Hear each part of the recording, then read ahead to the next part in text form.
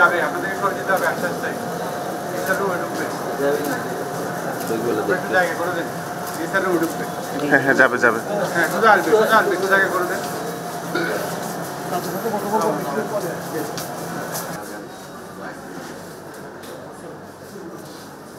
সভায় আমরা অত্যন্ত আনন্দিত এবং উদ্বেলিত। মন্ত্রণালয়ের দায়িত্বে নিয়োজিত মাননীয় উপদেষ্টা জনাব আলী মাহমুদ, এই মুহূর্তটি স্যার আসলে একটি বিশেষ গুরুত্ববহ। আপনাদের জন্য বাইরে পাশে আমাদের আসন ব্যবস্থা করা আছে, আপনি গ্রহণ করবেন। আমরা মিটিংটি শেষে স্যার আপনাদের সাথে আবার মিটিংয়ে মিলিত হব। ধন্যবাদ।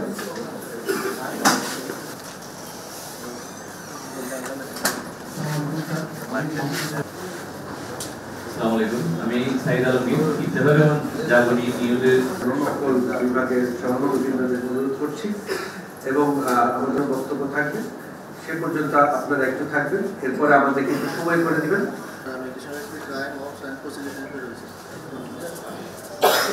যেমন জাতীয় নিরাপত্তা গোয়েন্দা এনএসএর যুগ্ম পরিচালক, কক্সবাজার জেলার দায়িত্বে আছে।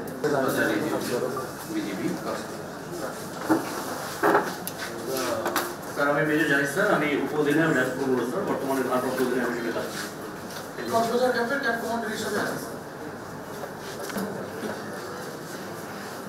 স্যার।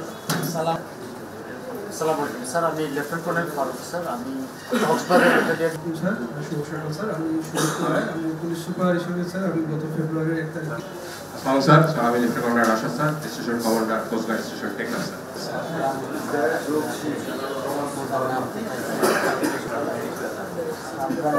স্কুলটা আছে ওইটা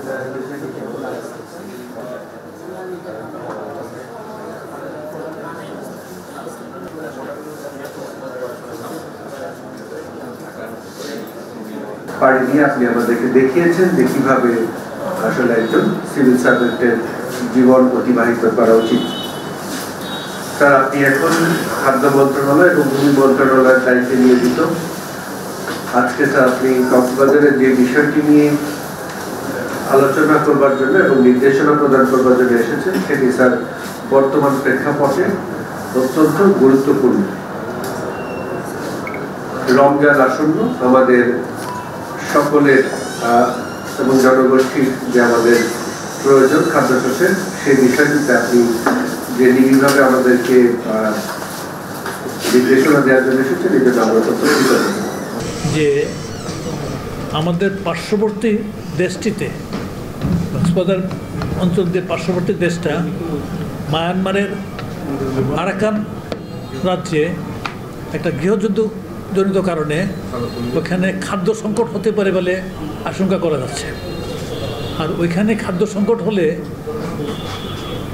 খুব স্বাভাবিকভাবেই আমাদের এখান থেকে কিছুটা চোরাচালান হওয়ার ঝুঁকি থাকে।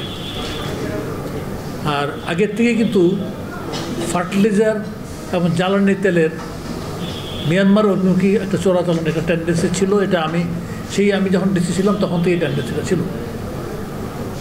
এখান থেকে যে বর্ডার, একটা লোক যাইতে কতটুকু চাল নিয়ে যেতে পারবে, যাইতে পুলিশের হাতে ধরা পড়বে, বিজিবির হাতে ধরা পড়বে, বিভিন্ন ইয়াতে।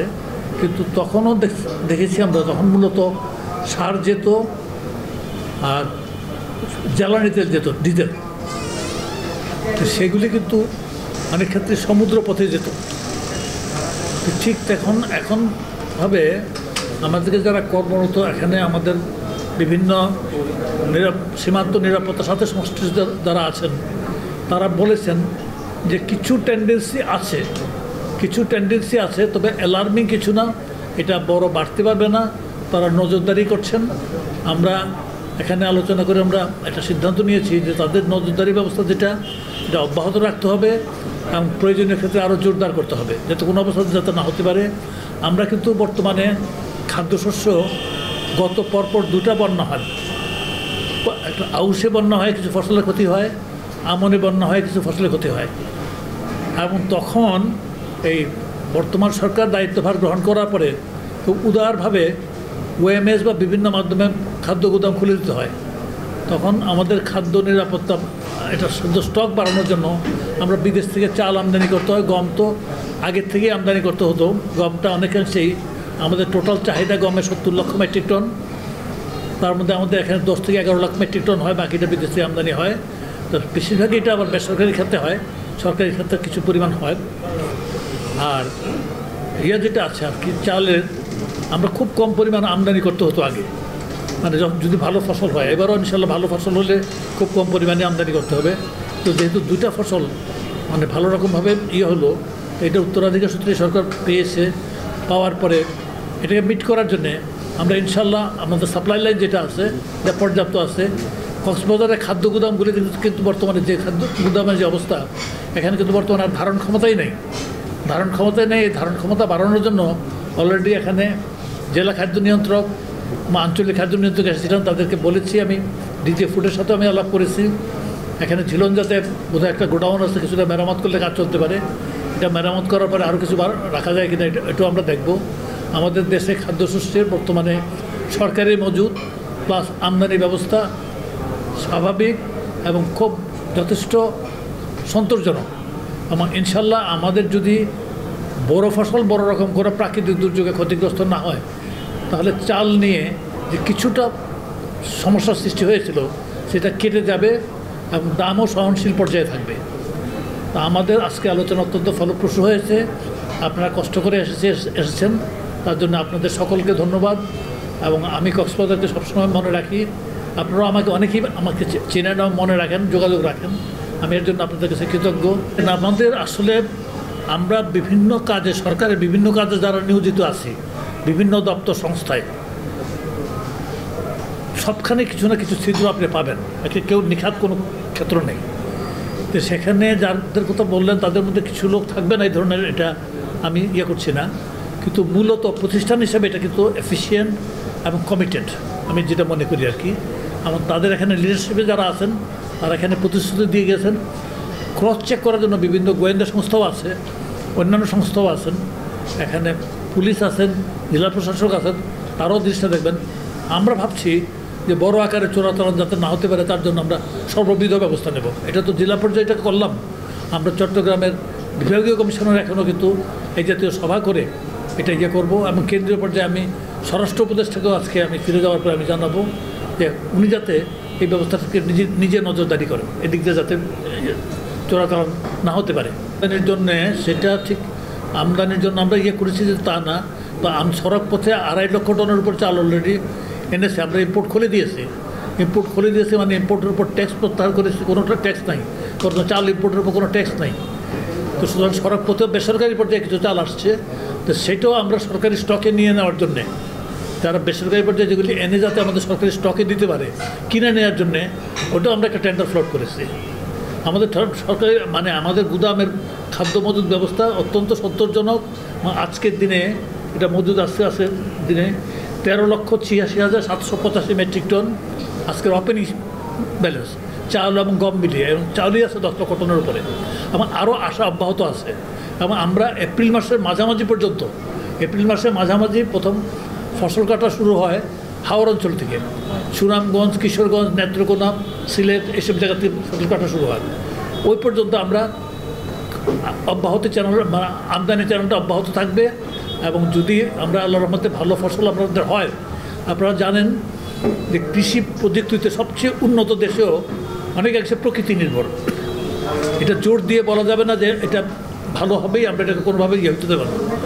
আকস্মিকভাবে যে ফ্লাড নামে হয়, তাতে ফসলের ক্ষতি হওয়ার কিছুই আছে। 2018 সালে তো টোটাল হাওড় এরিয়া সাবমার্জ হয়ে গেছিলো, প্রায় 25 লক্ষ টন খাদ্যশস্য গেছিলো। ওই জাতীয় পরিস্থিতি আমরা ব্যবস্থা নেওয়ার জন্যে যে কী কার্যক্রম নিতে হবে এটা আমাদের তৈরি করা আছে ইনশাল্লাহ। আমার মনে কোনো করার নেই। Government is quite mature by this time, মানে সরকার নেওয়া হয়েছে 6 মাস, এবং আমরা বাই দিস টাইম আসলে খুব শক্তভাবে এগুলি ধরেছি। সবারটাই ছিল খাদ্যসহ অন্য চোরাচালান প্রতিরোধের জন্যে। তো তারা এর মধ্যে কয়েকটা ধরেছেন, তারা এটা বলতে পারে, এবং ধরার বাইরে কোনটা ধরতে পারে নাই এটা তো তারা বলতে পারবে না। যেটা ধর পুলিশও বলতে পারবে না, কোনো পৃথিবীর কোনো এজেন্সি বলতে পারবে না। পৃথিবীর সবচেয়ে উন্নত দেশেও অপরাধের একটা অংশ উদ্ঘাটিত হয় না, নচেত আমেরিকার মতো দেশে এত লোক বেআইনি অনুপ্রবেশ কীভাবে করে। সুতরাং ওইখান দিয়েও আসলে ছিদ্র সবখানে ইয়েতে থাকে।